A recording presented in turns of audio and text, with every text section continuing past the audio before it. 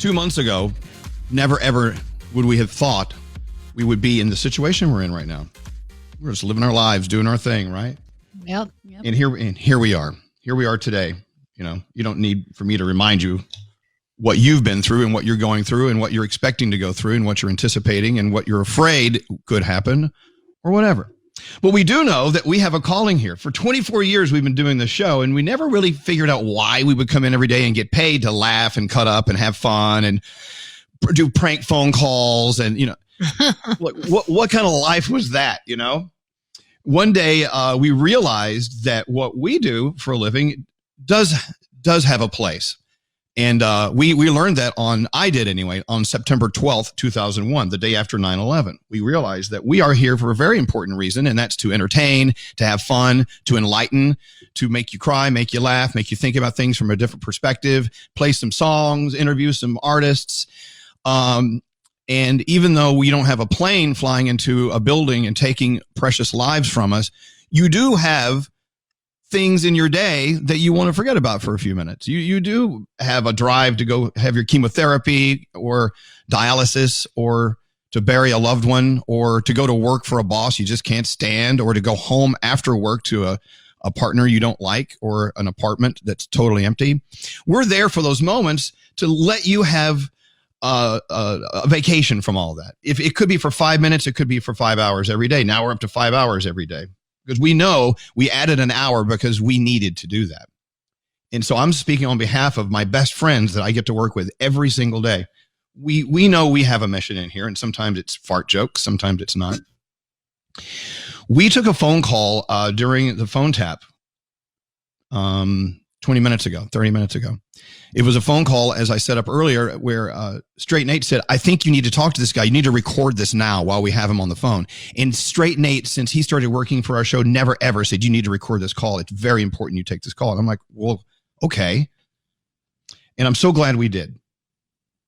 I'm just going to play it. This is our phone call that we recorded a few minutes ago from Bill. Let's go to line 5, talk to Bill. Hey, Bill, it's Elvis and Danielle and Gandhi and Scary and Froggy and Straight Nate. How are you doing today, Bill? Hi, good morning, guys. Morning. Pretty okay. Good morning. Let me introduce you to Bill. Bill, by the way, is a nurse manager. So you are responsible for nurses at a hospital up in Queens. So you must have an interesting perspective of what's going on here. Can you fill us in on how life is for you, Bill? Absolutely. So I am a nurse manager here out in Queens. And last Thursday, we had 7 patients in the emergency department that were all critical care. They needed ventilators and the higher level of nursing care. But we only had one available critical care bed. And, basically it was myself and 2 other doctors that had to choose which one of these 7 patients was going to get the critical care bed. Oh. And knowing that no matter what you choose, only one of those patients are going to get that critical care bed, and knowing that the 6 others were going to die was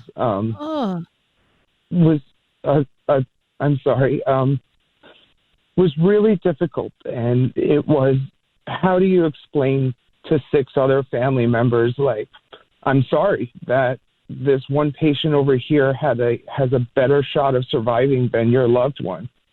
And it comes down to who am I to play God? Who am I to choose who lives and who dies?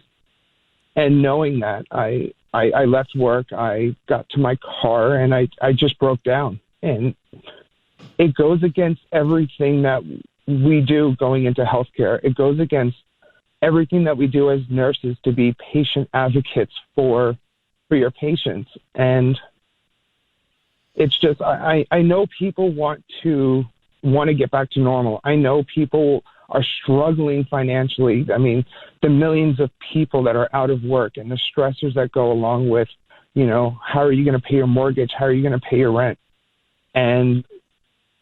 But seeing this on the front lines is just completely different.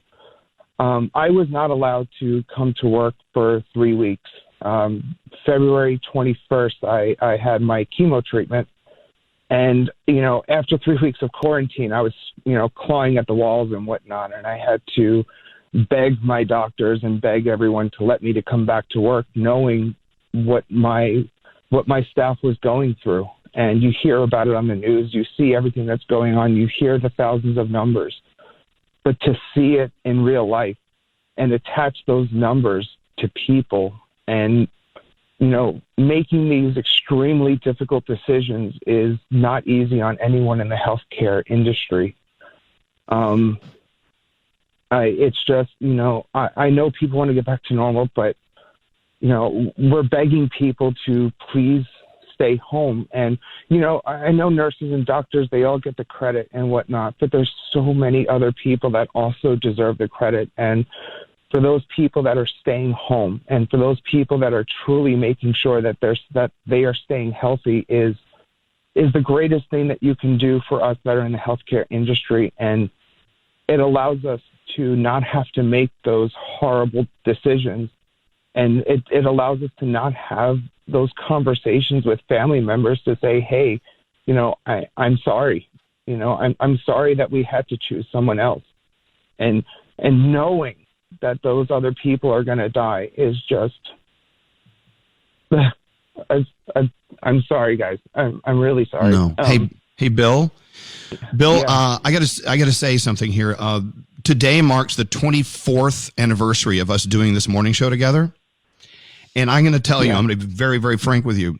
Out of 24 years of doing this, this is the most important phone call we have ever had. To be able to call us and tell us your story and give us your perspective, the decisions that you and all the other caregivers are giving right now, that takes sheer bravery. And I'm so sorry that you have to process this, but I'm so happy that we have people like you taking care of business. There's no way we can thank you enough, Bill. And your phone call it stands on its own. There really is no room for any more comment on our side, I don't think. No.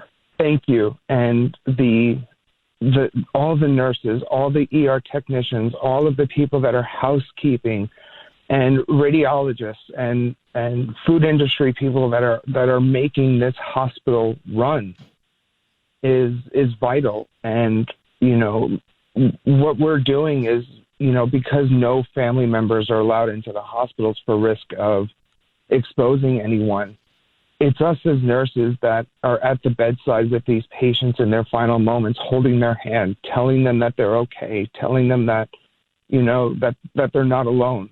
And their families aren't even allowed to be there for their loved ones' final moments.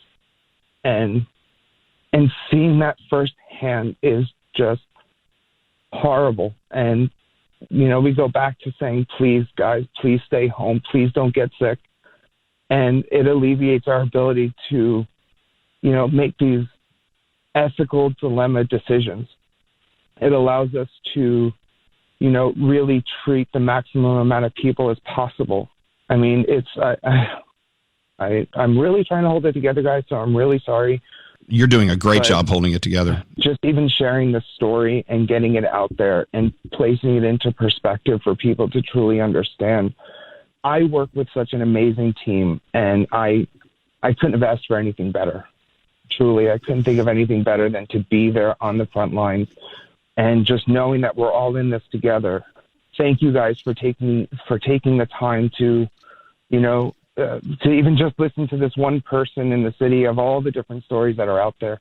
Well, how fortunate are we that you chose us to tell your story to? Thank you, guys. And guys, please stay safe. Have a wonderful morning. And thank you for even just giving us this little bit of a laugh before we go into work. It really means a lot more than maybe you guys even know.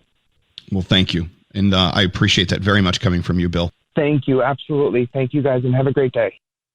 Elvis Duran in the Morning Show. Duran in the